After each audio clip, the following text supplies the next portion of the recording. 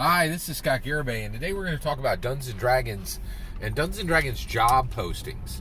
So I listened to Teos Abadia and Sean Merwin on an absolutely fantastic podcast called Mastering Dungeons, and I think they do the best 1 hour wrap-up of what's happening in tabletop role-playing games every week, and they're fair to current Dungeons & Dragons.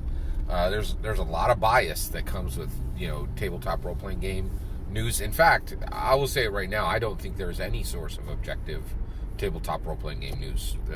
We're a niche market, and frankly, I'm not sure there's actually any objective news being actually for the world, right? Like, I think objective news has been abandoned, and almost all news today is partisan.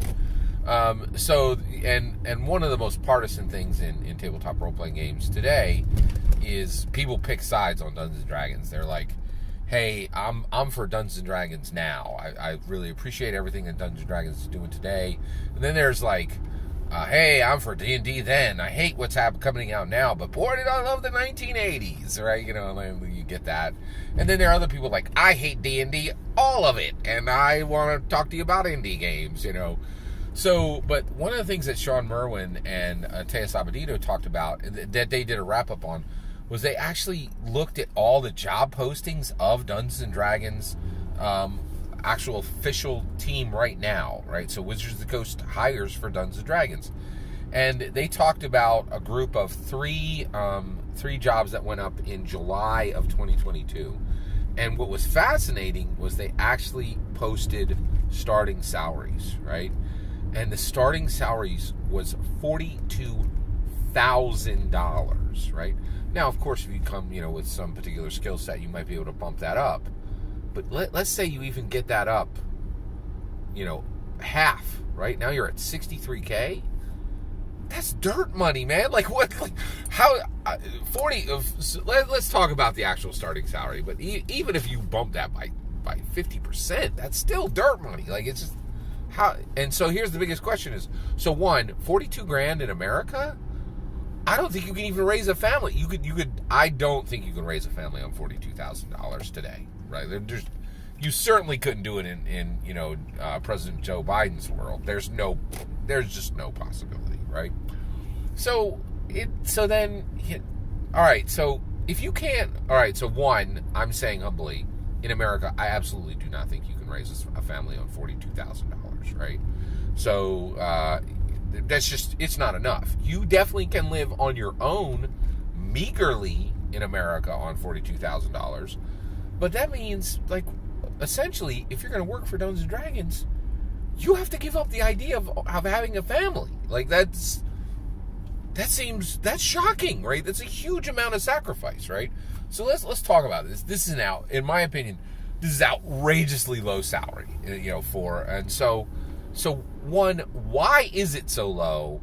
And two, should it be this low? All right, so let's dive into it. Why? This is very simple. I learned this a long time ago. In my humble opinion, jobs get paid in multiple currencies, right?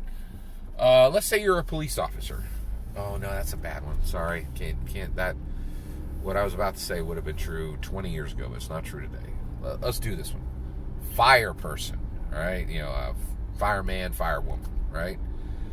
Let's say they pay you $50,000, right? That's USD, right? Like, that's, US dollars, right? That's one currency. But the moment you go anywhere and then people are like, what do? You're like, I'm a fireman, I'm a firewoman, right? You get another form of payment right there, right? Like, and people are like, oh, you're a hero, What's that worth? A lot, right? Like, because a lot of people do not have jobs where the word, like, let's say you work at a fast food restaurant. Ain't nobody attaching hero to your job title, right? Like, when you're out and about, like, that just ain't gonna happen, right? So, and here's the thing, I'll tell you right now, $42,000 is dirt money, right? Like, but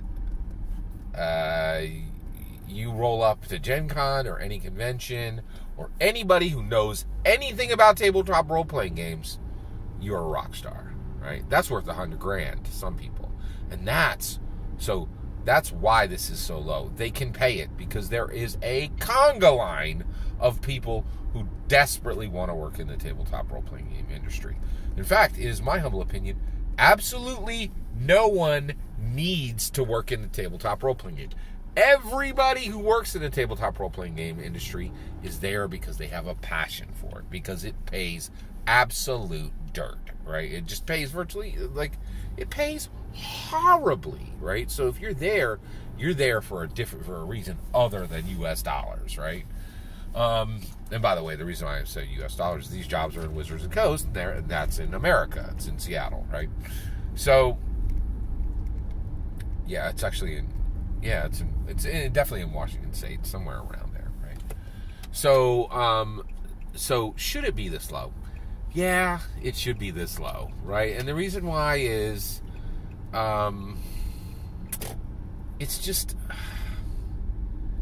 it's because of that other currency, right? Like, it's passion. You know, the world does not value Dungeons & Dragons the way it should today, right?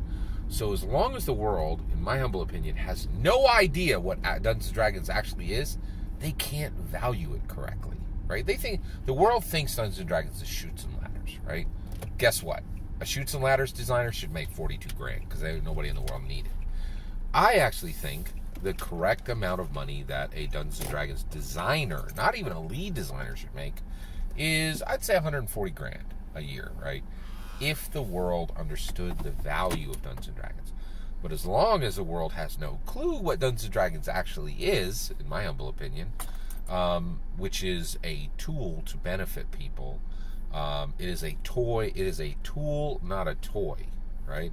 And you can use it to create very distinct, very purposeful benefits for yourself.